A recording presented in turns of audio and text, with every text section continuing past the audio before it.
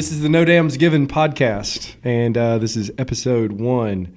And I am sitting here with Billy Mann, and we are waiting on our head brewer, Kevin Hilton. And what's Kevin doing? We just left him in the brew house. He's brewing another delicious batch of Skywater, which is we're in dire need of because everybody loves it so much. So do we have any cans left? There are a few cans left right now. We have we thought they were all gone, and then a surprise little small last minute delivery to 2 local package stores has Skywater back in the market for a couple of days. So that seems suspicious. How did it get lost? How does 18 cases of beer just suddenly get lost? Misplaced. Misplaced. I think misplaced is the story we're going with on the missing Skywater cans. Awesome. I'm Trip Morgan, and I'm the owner of Pretoria Fields Brewery, and we wanted to, the whole idea here is to tell the story of our brewery, give some of the struggle, which includes the struggle of organic farming and how we started our farm over the past 3 to 4 years, how we've created the new sense of community that I feel like in downtown, and what our commitment has been to revitalize downtown. And so we've planned 6 to 10 episodes already. We're going to start today. We also want to be a positive voice for Albany and the Southwest Georgia community. We love the good life city. We love the good life Every city. bit of it. No doubt about it. And so part of it is we're definitely brewers, and we're farmers that brew, brewers that farm. So we will be drinking. Today I'm actually having Skywater. I have a Skywater right now. Just finished a berry goza. So as far as Skywater goes, one of the coolest things we've been doing with it is changing the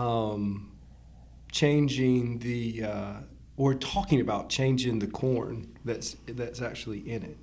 And so the cool thing and what we're going to be doing as we go forward, and we'll certainly talk more when Kevin gets here, is about these specifics of looking at the ingredients that we have and how we can change the ingredients from being ordered from somewhere else to actually made in the Georgia soil. So as far as that goes in our story, I mean that seems like a big thing. It's huge. I mean, that is our story when we're out in the market, and our favorite thing to do is just tell people. You can just say we have a farm, and people tend to smile and just say, tell me more. I mean, they love it, and they eat up that whole aspect of it. And I think it adds a whole nother dimension to what we do, and it ties in local and Georgia specific. I mean, is what we're trying to do. So I think it speaks volumes when you can say we have a farmer, we have a farm. There's an actual person in our family that is out there, farming these ingredients and our kids more and more. So I definitely have a strong work ethic and believe that and trying to put that in my kids. And so we've had at least two of my children out picking blueberries and blackberries, and I know you have the same work ethic. So as going forward, I mean, there's nothing like this whole idea of family farming, and I think that leads into community and then caring for the community. So the No Dams Given, and that's dam as in a dam that dams up the river, not a dirty word. And so, do you remember how that came about? That slogan came about. Were you there? I wasn't there, but I've heard tell of yeah. So Jason, we're sitting there and we're talking about different type or different things, and we're talking about our Sholey IPA. And the Sholey IPA, Mr. Eric Belusco came up with the name. For probably the past 10 years, we've been doing a fishing trip every year. Love to fly fish. I've been down the Flint River from Albany down to Camilla 1,000 times. And and one of our favorite things to do in the spring is shoal bass fish.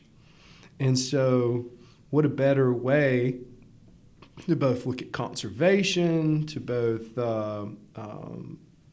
look at conservation, to environment, and I think the greatest conservationists that around are farmers. Because without a good ecology, without good land, you're not going to have a successful farm. And so that's how the Shoaly name came up. But the no damns given was we're sitting there and we're sort of throwing things back and forth. And Eric brings up the fact that the shoal bass, it's only indigenous to the Flint River and the Ocmulgee River, I think. And I think it was just recently reintroduced to the Ocmulgee River. So really it's only true sustainable natural habitat sustained natural habitat is the Flint River. It needs long segments of undammed stream. And so we're sitting there, and Jason, one of the guys from the levee, goes, "Oh, no dams given," because we had to blow the dam up to be able to do it. So yeah. And the Flint is just happens to have long segments of undammed area to be able to for the fish to survive. Awesome. So, yeah. And to enjoy nice floats on. Yeah. So tell me about yourself. Where did you come from? And so this is really two questions, but where did you come from, and then why beer? So you'd been working with Stubos for what? 13 years. 13 years. Started downtown when it was just a Harvest Moon, and then we relocated in Northwest Albany with the Catch and Harvest Moon and Henry Campbell's, and later on Mary Acres, and everything that became. So yeah, kind of watched you guys form this vision while I was working at Harvest Moon. In the afternoons when you guys would be meeting, I'd be kind of sitting over there watching, and y'all would always invite me over so I could kind of hear what was going on. And my love for beer, and it started, with Harvest Moon. I remember, I tell people this story all the time. I remember when we hung the banner downtown from the staircase saying that we had Sweetwater in Albany for the first time. It was 2006, I think. Yeah, I think it was late 2005, early 2006, and it was so exciting because then there wasn't much craft beer in Albany. There wasn't really much going on, so it was kind of just started that whole. I think it was a long time ago. It took a long time for that to build in Albany, but it started the craft beer movement finally coming down here, and us getting more and more later on. So it was exciting times, and I've always loved Sweetwater 420. It's one of my first craft beers I ever tried, so it's kind of... So that's the staple, Sweetwater local. 420, Sweetwater IPA. That's right, yeah. Once IPA came out, it became the one too, but I remember when 420 was the craft beer for a while. You didn't really hear about much else down here, so everybody drank 420 for a while. But as y'all's vision grew, as you kept including me in meetings and just seeing what all you guys had going on, I got more and more interested in it. And then about go time is when I walked in down here to see it, and I was like, man, I got to be down here. When I walked in, Albert was showing me around. I'd come in when when it was just no ceiling or anything, and I'd walked around. I was like, man, I can kind of see it. This is gonna be cool. But when I walked in and all the vision was laid out, and you walk into the bar and the reclaimed wood and the exposed brick and the shiny tanks just smiling at you. I think we talked about this, the first week I started working for you. I think we talked about it. Just makes you happy when you walk in there, and it still does. I'm in a lot of different meetings, yeah. And there's nothing like a good brewery meeting to start your day off in a positive way. It stood the test of time so far. Yeah, and I still walk in and just smile. The offices upstairs, you can look down and see the guys brewing, and you can smell it. We all laugh about how it makes us hungry on brew day, hungry and thirsty, I guess I should say. But yeah, it's just, and then so that's my background work-wise, is coming from restaurant and so have you seen? So you like I love the technical components of beer and the science of it, but you have been selling beer for the past 13 years. How has that changed? And I think you mentioned a little bit of it, but just describe how that has changed over the past 10 to 12 years up to the fact that now Albany has its own brewery. Okay, yeah, my love is not as technical as you guys and as the brewers, but my love is more just on a simple level. Just I love beer, but I love the way it just brings people together. You know, when people come in and they taste that new beer for the first time, and it's just, man, you know what, that is good. So and I think it's developed. People's tastes have developed, and people are us having a brewery here, a craft brewery here in town, has made people just have a desire more so than before. They want to like this beer. You know what I mean? Before they were like, I'm just drinking my Miller Lite, or I'm just drinking my Bud Light. This is what I like.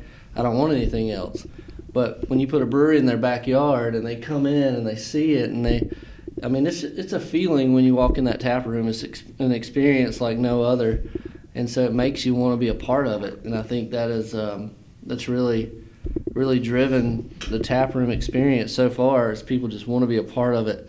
They want to find something they like, so they open their minds and they open their palates and they try something where they usually wouldn't have tried it. I know we all like to tell the story about, you know, kind of the little bit of dumb luck we had in the beginning where stout was the only thing ready that first night, so people had to drink stout, and they loved it. And I mean, you know, they never would have come in here and ordered a stout. Oh yeah, had we had all of our offerings on the table. But and what do we think the name should have been?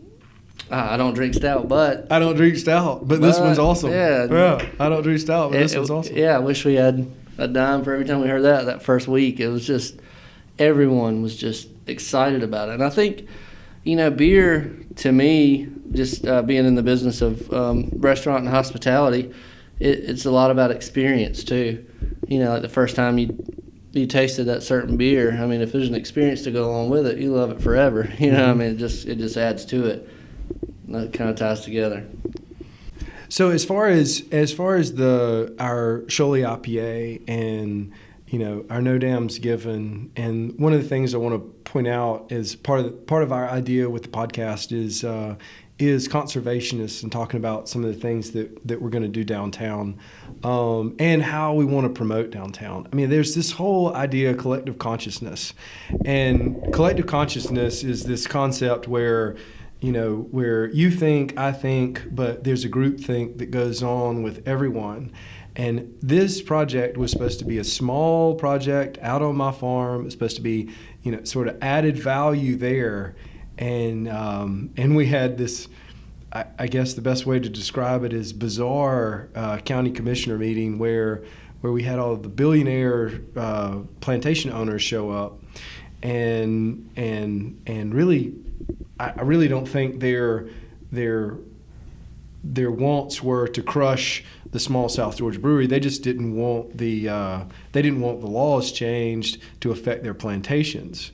Well, but because of that, you know, the downtown development found out about what was going on, and suddenly the project gets moved downtown. The city invests, and I think, you know, this idea of a pub and a public house, and this communal awareness, this communal, like, I don't think I've seen a project in Albany the last, at least since I've come back from college and been here, get this much positivity where people looked at it and goes, oh, this is something we can all rally around. This is something that, oh, it's going to help downtown. Mm-hmm. You know, we'll all go down there, and it's really, you know, black, white, red, brown, green. It doesn't matter what the color of skin is. We've had everybody in town can come into the brewery. They can all feel the community that we have down there. And I think it's really been a good nidus. And so for the past, I don't know, since we opened, really before we opened, but since we opened, you can really feel a positive vibe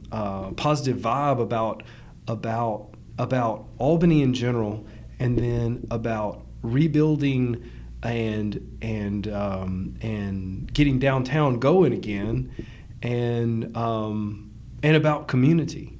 And I haven't, which is something like before then, really the only things I heard were negative things. Right.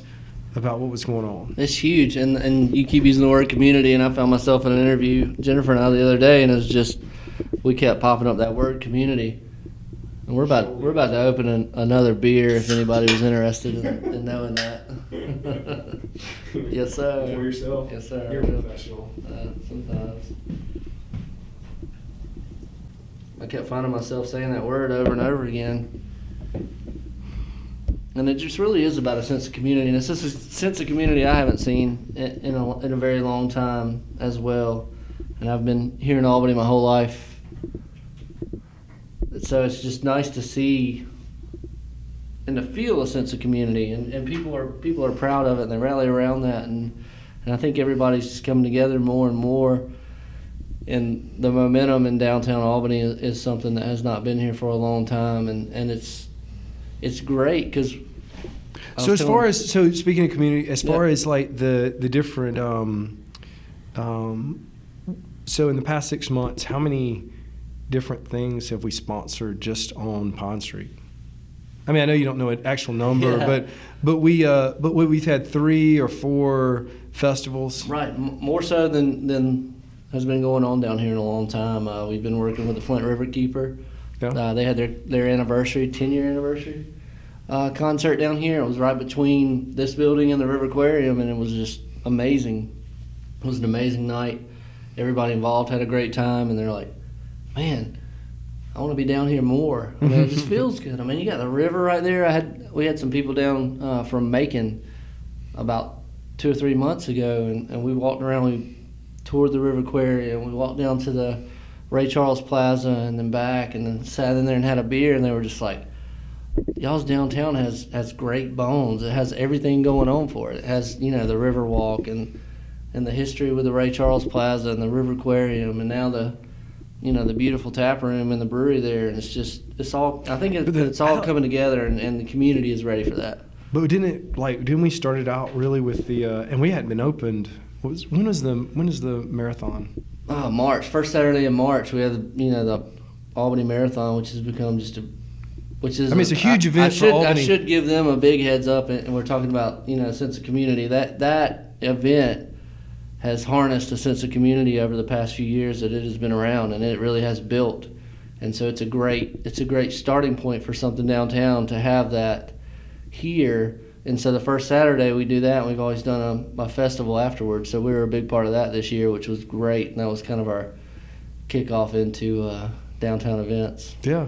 So I'd ran the marathon a couple of years ago, and so I did the half. You did the whole? I did the whole. Dude, I did the half, and I was like, I never want to run again. I don't even want to walk. But then I worked the festival the whole rest of the day. It was great. I took 6 months off of walking, of just like not even wanting to move. I thought thought I needed bilateral amputation. So it's kind of demoralizing when you're I did it in 2 hours and 9 minutes, and I was kind of like, that's not too bad. And then the dude that wins it comes racing in about 5 minutes later, the whole marathon. I'm like, It doubles the time. Yeah, that's awesome. So yeah, it was. But that's a huge event for us, and we had people from. I met people from Asheville, people from Virginia. And this year, because we were open and we had an event down here, and so I mean, people who know beer know that Asheville's a huge beer community, North Carolina and South Carolina. So they came by, grabbed a T-shirt, which is a huge beer community thing to do. All good, and so what a great way to show off Albany.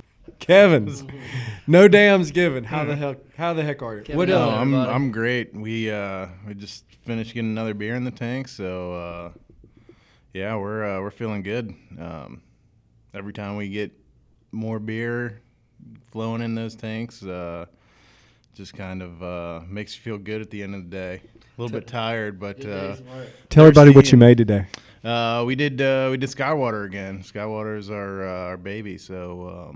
We're continually dialing that thing in, making it, more and more crisp and clean, and just everybody's loving it, so we just got to keep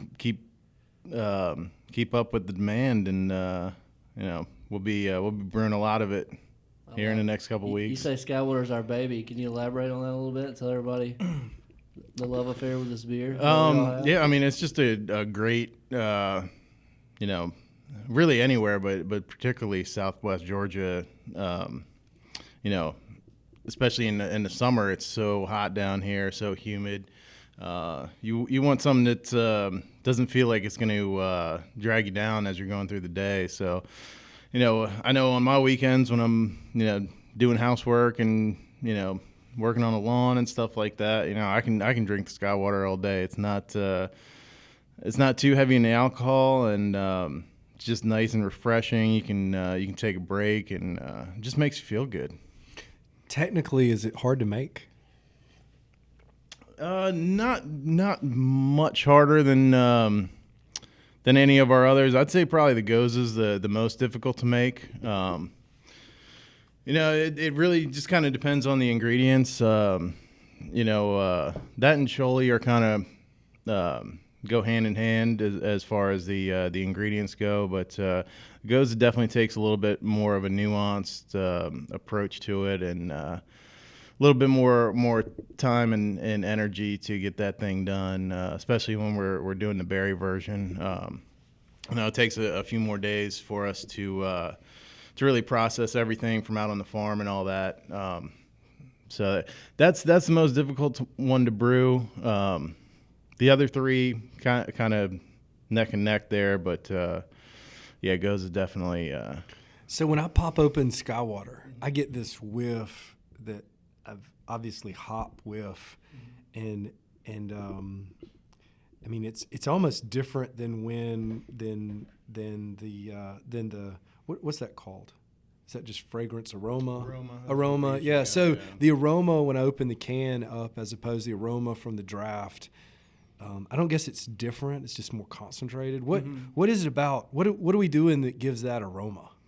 Well, can to draft difference. I mean, you do, like you were saying, you have a little bit more of a concentrated aroma when you're just smelling it through the little tab, versus you get this nice big glass where things are kind of escaping. So.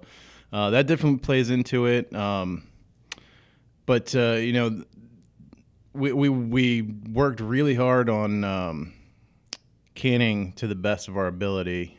We're still kind of playing with everything, but we got some really great numbers on what really makes our beer taste fresh throughout its lifetime.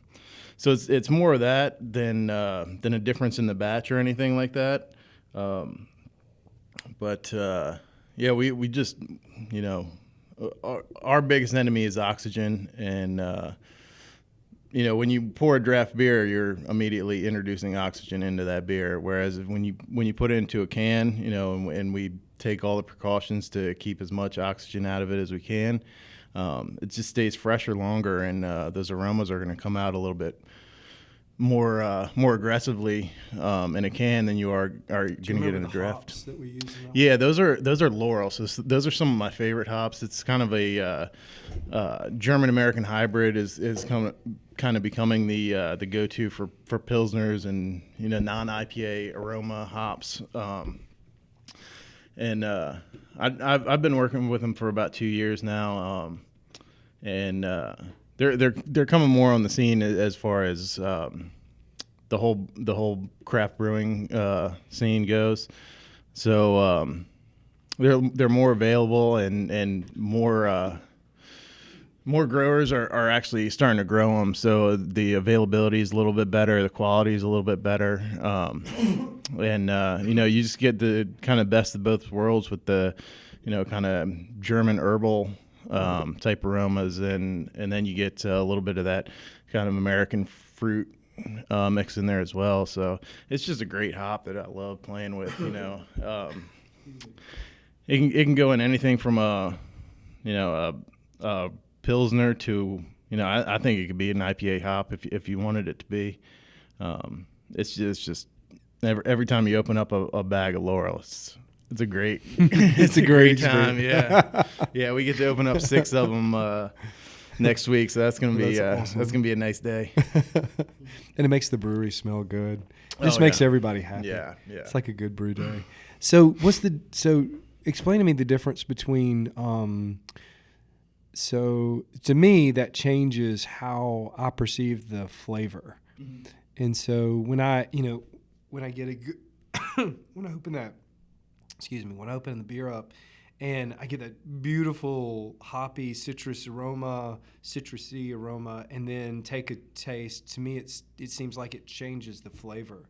But then one of the things I love about Skywater is that there's really that bitterness just leaves immediately. Like there's a little bit there, but really it's mostly malt and then no bitterness. But yet I still have that cool aroma. What is it that we're doing that causes that? So we are dry hopping it a little bit more aggressively than your typical light lager style beer. That's kind of an industry thing right now as people are wanting to make those kind of lighter, crisp beers with the same experience that you get with an IPA. But going back to what you were originally saying is, you don't just drink with your mouth. You drink with your eyes. You drink with your nose. So even before you get that sip in your mouth, you're smelling that beer and you're perceiving the clear color that's coming from it. And that's another thing that we take really seriously is making that beer crystal clear. And there's a lot of haze bombs going around right now, and they're great too, but that's just not it doesn't fit in with what we're trying to do with the Skywater. So we want you to drink it with your eyes first, your nose, and then you can get the nice slight bitterness and kind of transitioning into that fruity herbal finish that we're looking for, nice and crisp, and a little bit on the drier side. So you want that second sip, you want that second beer, you want that second crowler. Right. So when we were creating Skywater, and we were going back and forth with Eric, and which is really funny because he's shipping beers across the country because he was living in California Right. then. We were talking about, and basically, I mean, who knows what's going to be good when you're trying to create something. But basically we said, look, my dad's been drinking light lagers his whole life. I'm fixing to build a brewery. I need a beer that my dad will actually drink and that he can say, I drink one of the brewery's beers and I like it. And so it is, we were seriously trying to get a transitional beer for the guy who has grown up in the southern United States, where it's hot. We got two seasons here. We got Christmas and we got summer. So I haven't seen Christmas we yet, got but Christmas summer's and we got pretty summer. intense. Yeah, It pretty much starts the whole year. And so we needed, and that's, light lagers are awesome for that, but we wanted to create something and calling it Skywater around local legend and lore was part of that. So I don't know, Billy, did we fulfill that? I mean, did we get to?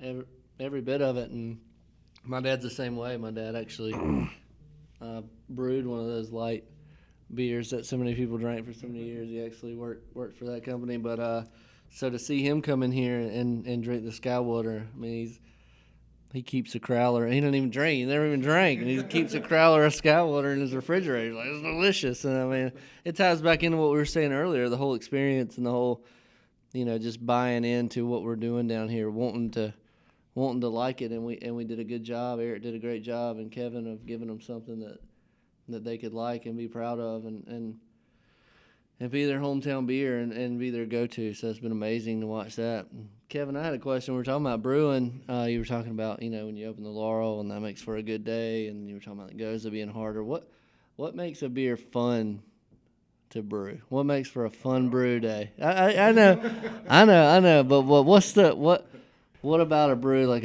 a different beer that just makes it more fun than the others? Is it those aromas that you get from the hops you like working with, or is it from a different process, the dry hopping, or I don't know? I'm a big malt guy. I get a kick out of. This is gonna sound a little strange to people, but I get a kick out of milling. I kind of snack on all the grains as they're going in. So, I'm tasting the beer before it's even beer. So tell people what milling is. Yeah, so we start with grains. We grew 2-row and 6-row out on the farm this year. So we send that barley. Barley, and so we'll send that off to a maltster who will basically get it to the point where we can use it in our beer. There's a little bit of kind of trickery that the maltsters use on the grain to actually get the starches to come out, so that we can actually convert those starches to the sugars, which make the actual beer. There's a wide spectrum of everything from very kind of bland grains to super roasty grains that taste like coffee and chocolate, and everything in between. And some of my favorites are kind of in the middle there. Stuff that's that gets pretty complex. It's not too sweet, but these maltsters, they've been doing it for hundreds of years, and they've figured out how to really accentuate the flavors of the grain. And like I said, there's such a wide berth of flavors that you can get out of it, and they're different from batch to batch. So I try to head it off at the pass and really taste the grain before it's even going in the beer. So if there is something a little bit off or different, or something I like more, then we can talk about it, and we might change the grain bill a little bit. It's a science, but it's also an art, and you gotta come away with the same result, even if you're getting different inputs. So that's something that we work on constantly, and Eric's great at it. He helps me out a lot, and it's all about, at the end of the day, creating consistent product. And we don't always get the most consistent ingredients, just because there's we're getting ingredients from all over the world. We're getting stuff from Germany and from California and Colorado and everywhere. So it's really actually someone crawling up under on the floor. I haven't seen that before. So the grain bill, and how is that trying to incorporate stuff from an actual farm? And I think this can lead into your, this question leads into your previous where you've worked before. So before, obviously, you didn't have a farm, and so everything was ordered. And so, how is the thought process from going from ordering everything you make to okay, I've got Harris the farmer telling me I've got 2-row barley ready and smelt ready, and oh, by the way, we got a pretty good harvest of watermelons. Yeah. So those and he does that, doesn't it? Those are fun problems to have. So in the typical brewing world, everybody kind of more or less gets the same ingredients. There's a couple suppliers that do the majority of the craft brewing world. And are those the maltsters? The maltsters, but also they're bigger kind of buyers that will buy those malts and really have like maybe three different vendors that are going to give you all the same malts. So with working in these smaller batches and working directly with the maltster, we can go to our maltster and say, this is what we're looking for. Can you do this? If you can't do this, what can you do? And we'll try to work around what you can do. So the two types of barley that we grew this year, they're not widely used, which is great for us. I mean, it'll give us a completely unique flavor that you can't get from, the big manufacturers that are putting out thousands of tons, a week of malt. We've got a couple tons that we're doing, and it's going to be, the old kind of terroir of Southwest Georgia is going to be in each one of our beers, and that really makes us unique. But it's also a challenge because we don't have any previous feedback from people that have done it before.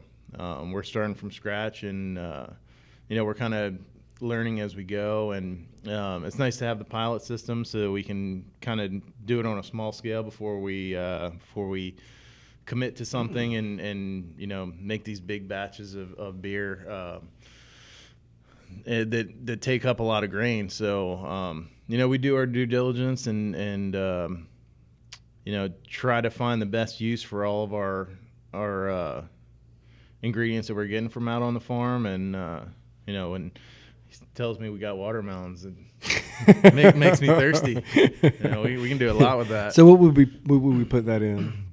We'll probably do the Goza. The Goza goes great with fruit. We could take some more time again and use a pilot system and come up with a different recipe, something like a Weiss beer or something along those lines. Berliner Weiss. We could do a Berliner Weiss too. Because we're already doing the sour beer, so we could go in that direction. There's that's what I love about brewing is that you can, someone can put something on the wall and 10 different people will give you 10 different answers on what you should do with it. And at the end of the day, they'll probably all be good, but it's just what do you want to do? So to change course a little bit, I asked Billy a second ago. One of our questions was how did you get down here? I know how you got down. Me. I know. Billy said, "Come down." Yeah, here. but it's 100,000 degrees down here. So. Oh yeah. Yeah, where were you? So I was in D.C., which is a literal swamp. So I'm not gonna play who's got the worst weather, but it's pretty comparable. It's muggy and gross there, for 4 or 5 months a year. So.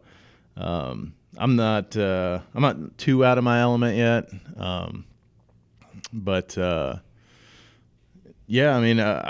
kind of stumbled upon what was going on down here, and I thought it was something that was long overdue for the craft brewing world. And the more that I talked to everybody, got along with everybody, the more I was ready to come down and join the party. I like that your dad was a football coach. Yeah.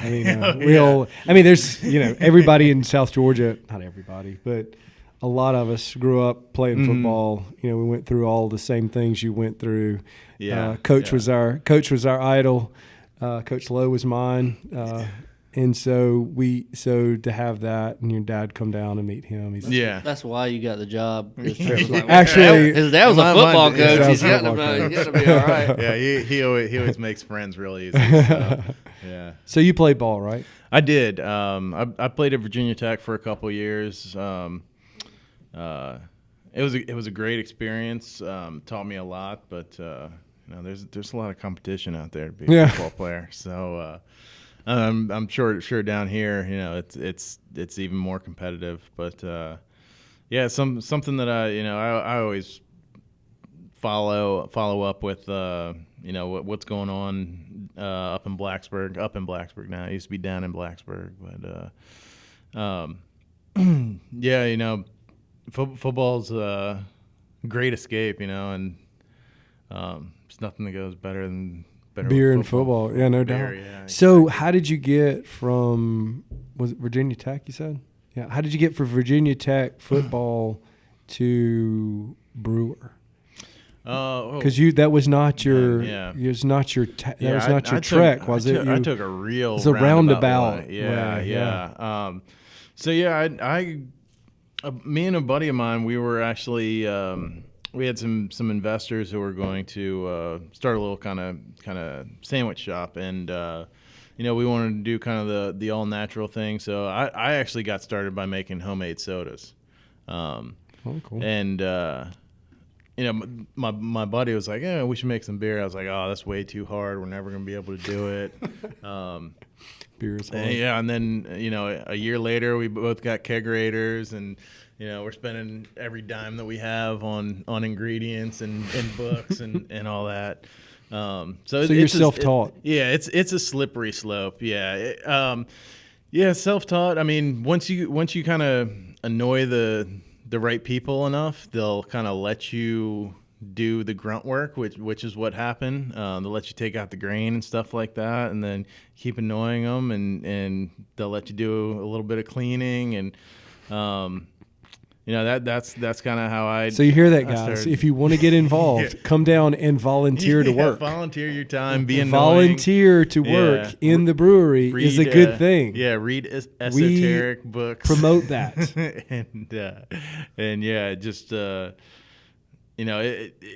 It's something that you really have to want to do.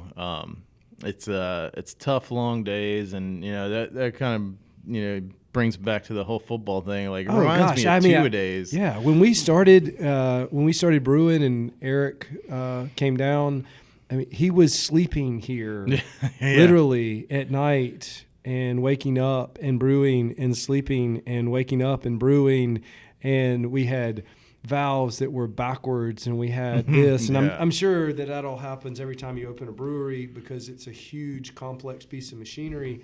But yeah, y'all brewers work hard, and that's one thing that I've learned is that brewing is a difficult work, and there's a love that goes into it. Oh yeah. The guy's name is escaping me right now, but I used to follow this guy on one of the boards, and one of his tagline was "There's always something to do in the brewery." There's always something to do. Like, we could go back right now and do another 8 hours work in there, and there's always something that needs to be clean, needs to be fixed, needs to be put together, needs to get ready for the next day. It's just a constant process of work to come out with this great product. And the more that you put into it, the more that you get out of it. And I think that's why we're in there all the time and putting our hearts into it is so that we can get an amazing product back and share it with everybody. That's I think at the heart of Brewers, like what we're trying to do is to share what we can do with raw ingredients from the earth with other people. That's kind of how I feel about it. I love when people drink my beer, and you can even hate it. I don't care as long as you drink it, and I know what I put into that beer. So taking you from the real world, I guess is that the right way to put it? The real world to the brewing world. It's probably not the best colloquialism, but taking you in. So you got into the brewing world basically by volunteering your time and going in and I guess indentured servitude and learning the business. That's a good way to put it. And paying your dues. Mm-hmm. A lot of people do that. More and more, there's coming up with new programs and new schools that you can get into that way. My buddy that I was mentioning earlier, he actually ended up going into the Brewers Guild and doing kind of a distance learning program with them. So he actually did a more formal kind of track, and at the end of it, they're probably gonna make you work for free anyway. They're probably gonna make you intern somewhere, and you're gonna be doing it anyway. So, it's just how you want to go about it. And knowing the right people, or like I said earlier, knowing the right people until you can get a chance to prove yourself, and then that's just the beginning. It's constant education that you have to go through. We're always reading books. There's always new articles. There's always new beer styles that are coming out that you want to figure out how to Local brew- IPA. Yeah, local IPA. Yeah. We were talking about that yesterday, and we tossed around that hazy word a little bit, and some people got excited. So, it really started in New England. There's great breweries that were coming out with this style, and it just kind of headed down the coast, and there are breweries in that area that are literally built on hazy IPAs, and they do hazies and sours. And I don't know. I don't know if they're built on it, but Burial Beer in Burial's in that ilk. Yeah, so good. Burial does some great lagers too, though. And they're so small. I mean, they're placed in downtown Asheville, so it's not big at all. But they do some really good stuff. Yeah. Some of the better breweries that I've been to have been kind of hidden holes in the wall, and isn't that the cool thing though? It's the artistic part of it. Oh yeah. The melding of the artists and the brewers are. Especially, you're talking about Burial, and you look at some of their cans, and man, those are like collector's items. They're so cool. There's a lot of great artwork. If you just go and to the right package store, you can just sit there all day and look at all these cans with all this intricate artwork, and it is almost an art form in itself of branding yourself. So you mentioned a couple of things, but one of them was the legal part of how we deal with beer and brewing in South Georgia, in Georgia in general. And I guess I probably would have done this earlier in my life had the laws 10 years ago not been so draconian. Mm-hmm. And so recently we had laws change in September, and I think everything has gotten better over the past few years. But Billy, if you can, what the 3-tier law? Can you talk about that a little bit? What's the 3-tier law, and how does it affect how we do business and who we are as a brewery? So it affects our everything.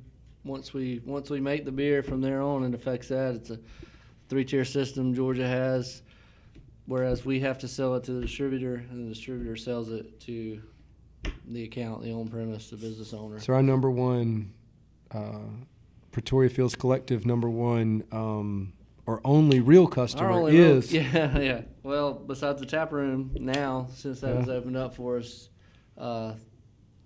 now we have 2 customers. Yeah, we have 2 customers. But the distributor buys our beer directly from us, and then basically from there it comes from Hey, let them hear that fuzz, because that's there you go. Is that Nice. Goza? That's the Goza. That's the Goza. And the Goza is actually it has a little more carbonation than most beers. Is that right?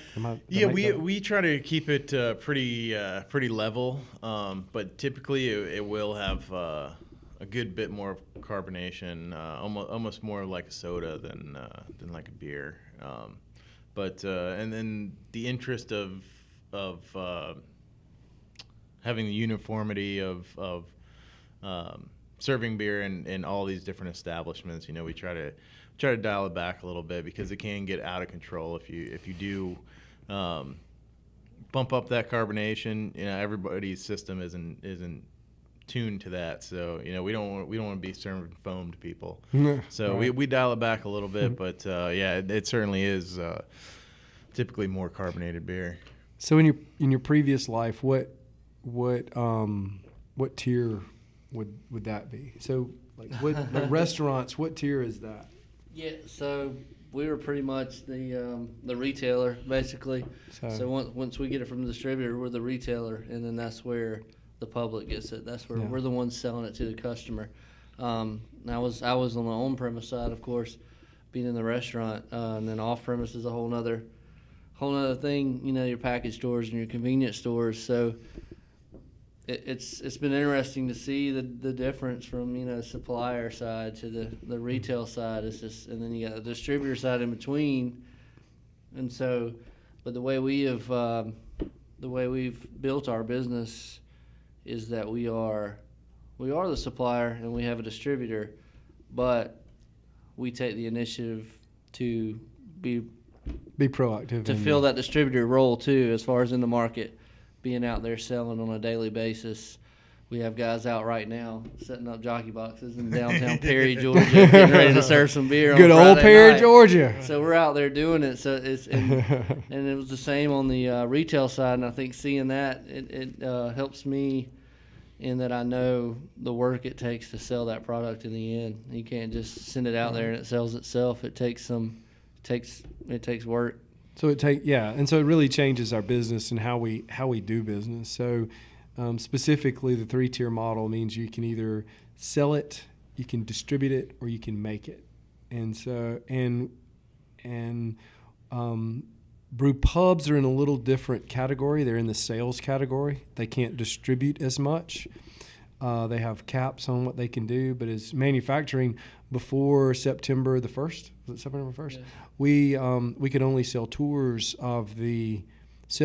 and give away beer. And so the thing that changed was we could sell beer directly out of the tap room, which is really good. And it's the reason that a lot of new breweries are going to pop up in the state and have popped up in the state because your margins in your tap room are so much higher. We can make beer for pennies and sell it for dollars. And so which is a great thing. It's why downtowns like breweries. The beer itself is still not expensive, even though the guy who's selling it is doing good off of what he's doing in his tap room. So I think it's a great thing to promote downtown development. I think, and that's the reason. And most of the breweries that are coming up are not distributing in the state, and so they're just being good public houses for their communities, which is also what we're trying to be. So we've been talking for a while, but one last thing to sort of round things up is, for some reason, and you're the music guy, beer and music goes together, and we had a great promotion festival in Macon this past weekend, and it's just a good example of that with promoting the Allman Brothers and the Big House and Blackberry Smoke played, and Marcus King Band was smoking. Was awesome. And he's a smoking guitar player. But yeah, you're right. Beer and music, just like beer and football. I mean, beer is such an enhancer and a mood enhancer, and it's an experience-driven thing, and it brings people together. I know. Whenever I walk into a concert, the first thing I do is find the bar, what beer you got, and I'm getting beer. Sometimes at some concerts, you're paying $15 for a beer, but it's worth every penny. You know what I mean? Yeah. Just because it goes hand in hand, and it's always tied together. And music, and to go even deeper to that, music and brewing. They're both art forms, so it all kind of. It just brings together creative and artistic people. I think, because you'll see people who like that homegrown creative music are the people who drink your craft beer. And it's always gone together. Just coming from a background, we're going to panic shows and things like that, and little small festivals that Cowboy Jay would play at occasionally would just be, just ties into the experience. I remember the first time I had a Yingling in a lot in North Carolina, in Raleigh, North Carolina, I was like, oh man, I've been wanting to try Yingling forever, And right before I go to a panic show, I'm drinking my first Pottsville, Yingling. Pennsylvania, the oldest brewery in the United States. I'll never forget that first Yingling I tasted walking. And Mr. Yingling is still there. Dick Yingling, yeah. Yeah, he's still there. Yeah. So it just all goes together for me. It's always gone together. Right. That's awesome. And it certainly helped to promote our beer and promote the brewery, and the local bands and local artists have come down. We've certainly enjoyed it. This is going to be the end of our first segment of the No Dams Given podcast. We'll be back the next time. We're going to have a little more, or a serious topic, talking about both the our combined sewer system as well as the recent sewer failures. Certainly, with our Shoaley being conservation driven and us giving 2% of our sales to the river keepers, we have a vested interest in making sure that the river is as healthy and as viable as it can be over the next few years or over our lifetime. And that keeps healthy shoal bass that we can all take out of the river. So thank you both. Appreciate it. Thank you. Yep. It's been a blast. Thanks. Awesome.